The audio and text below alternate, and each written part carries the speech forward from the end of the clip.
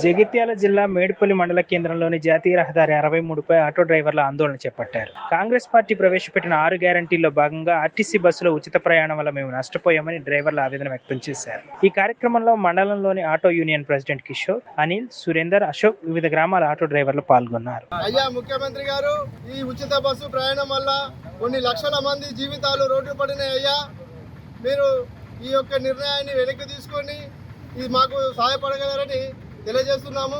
మరియు దీనిపైన ఆటోల డ్రైవర్లకు మనము ఎక్కువగా గరీబులమే ఉన్నాం.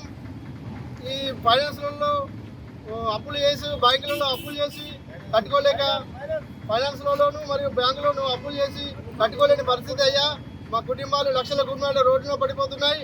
అందుకని మా దయచేసి ఈ యొక్క మహాలక్ష్మి పథకాన్ని వెనక్కి తీసుకోగలరని తెలియజేయడం అన్నది ఈ యొక్క చిన్న నిరసనగా మీకు మా బాధను తెలియజేసుకుంటున్నాం. అయ్యా లేనిచో మెహాధర్నాన్ని కూడా మేము ఇటు రాష్ట్ర వ్యాప్తంగా నిర్వహించి మేము దీన్ని హక్కుల కోసం పోరాడతామని ఈ సందర్భంగా తెలియజేస్తున్నాము.